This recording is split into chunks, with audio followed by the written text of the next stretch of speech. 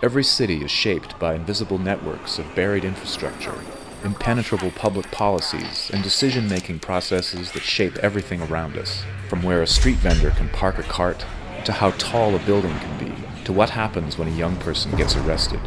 True democracy can only happen when people understand the decisions that shape their lives and have a say in how it works. People most often excluded from these decisions, people of color, low-income families, immigrants, and youth, are often most impacted by them. By using the power of design and art to collaborate with the people most affected by these decisions, we wanted to demystify how the city works so that more people get a chance to make their voices heard. When CUP first started, it was kind of a loose group of people that were really interested in the city and how it works. The notion always was to put yourself in the place of the public.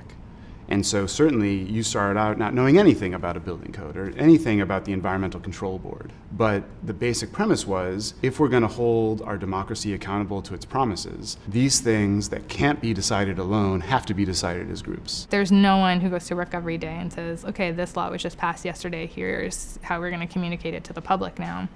So for us, we really try to focus on the places where people are really saying, hey, this thing is happening because we don't understand it, help us to understand it, help us to have a tool to communicate it. I think where CUP really started to become CUP was when the projects about figuring out how the city worked started to become useful to people that could actually use that information and advocate for themselves in different ways. If we want to have some kind of an impact, we need to learn to translate what other people are telling us into our own language.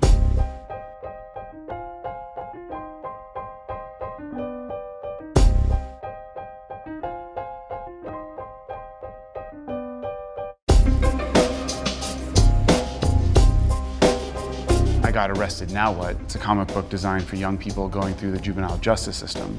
Youth get arrested and they're really terrified and they have no idea what's happening to them. There are a handful of things they could do to help their situation out, and no one's going to tell them that.